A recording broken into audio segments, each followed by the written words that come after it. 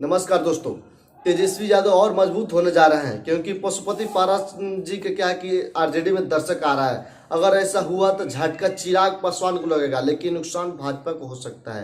ये Terman social के बाद पशुपति पारस ने क्या है कि जनशक्ति पार्टी आरजेपी के एक बड़ी बैठक करेंगे, जिसमें तमाम नेताओं से स्पष्ट क्या है कि बात करेंगे, सहमति ली जाएगी। उसके बाद आरजेडी में विलय किए जा सकते हैं। ये चर्चा कहाँ से शुरू हुई है, अगर उस पर बात करें तो दोस्तों, पशुपति पारस की पार्टी आरजेपी के संसदीय मोर्चा अध्यक्ष हैं सूरज भारती सिंह, बाहुबली नेता और पूर्व सांसद भी रह चुके हैं। उनके परिवार सहित आरजेडी में जाने की क्या कि तय कर रहे हैं। सूरज भान सिंह की पत्नी पूर्व सांसद वीणा देवी को आरजेडी को क्या कि मोकामा विधानसभा से टिकट दे सकती है। ऐसा हुआ तो जेडीयू को नुकसान हुआ, क्योंकि जेडीयू यहाँ पे क्या कि चुनावी मैदान में क्या कि आ चुके हैं, और नहीं तो किसी तेजस्वी को क्या कि मदद मिल जाएगी। और फिर कहा जाने लगा कि शेयरिंग में आरजेडी को क्या कि सीटें दे दी जाएगी और वहीं रहकर सूरज भान सिंह चुनाव लड़ेंगे। लेकिन अब पशुपति पारस शक्ति ने क्या कि विलय करने पर विचार कर रही है। सूरज भान सिंह ने क्या कि बात करें, जेल में रहते हुए मोकामा से निर्दलीय चुनाव लड़े और जीता भी। सीट पर कई मजबूत प्रत्याशियों को हराकर जीत के पहचान बनाई। रामविलास पासवान के साथ क्या किया गए। 2096 में क्या है कि बलिया लोकसभा से सांसद बन गए। फिर एक मामले में सजा मिलने के बाद वो चुनाव नहीं लड़ पाए। 2014 में पत्नी वीणा देवी को मुंगेर से टिकट दिलाकर जीत दर्ज करवाई। इसके बाद उनके भाई चंदन सिंह ने 2019 में नवादा से चुनाव लड़ा और जीता। परिवार के राजनीतिक कई इलाकों में मजबूत है। खबरों पर नजर डालेंगे तो कई सोशल मीडिया पर ऐसे तेजस हैं कि अभी ये बता रहे हैं कि सूरज भान सिंह की पत्नी पूर्व सांसद वीणा देवी आरजेडी के क्या की टिकट दे दिया है। क्या कि अधिकारी सोर्सेस की तरफ से ये बातें क्लियर नहीं हुई है।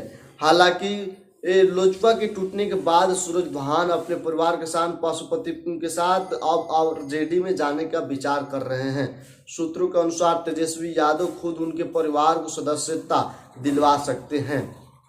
सूरज भान सिंह का परिवार कोई मामूली परिवार नहीं है। इनके राजनीतिक पकड़ बहुत मजबूत है। मगध, भोजपुर और भोपाल जैसे कई इलाके में पकड़ रही है। परिवार के तमाम लोग राजनीति में रहे हैं। लोग क्या कि उनके पत्नी, उनके भाई सांसद रह चुके हैं। इनके आसपास के इलाकों में, इनके जाति क्षेत्र में क्या कि प्रभाव से क्या कि बहुत महत्वपूर्ण है। सूरज भान सिंह के क्या कि आरजेडी में फिर से क्या कि मुकामा बल्कि नहीं कई सीटों पर भी नया गणित बन सकता है और ये आरजेडी के लिए फायदे वाली बात हो सकती है। हालांकि जो चर्चाएं हैं उसके मुताबिक गठबंधन की सीटें बंटवारा करने के लिए उसके चर्चे पशुपति पारस अपने ज्यादा सीटों की डिमांड कर रहे थे। पशुपति पारस का कहना यह था कि सूरज भान सिंह के लिए 2 सीटें चाहते हैं, अपने खुद के लिए 2 सीटें चाहते हैं। आरजेडी इस पर विचार कर रही थी, लेकिन सूरज भान सिंह आरजेडी में शामिल होने के लिए काफी क्या कि दिखे।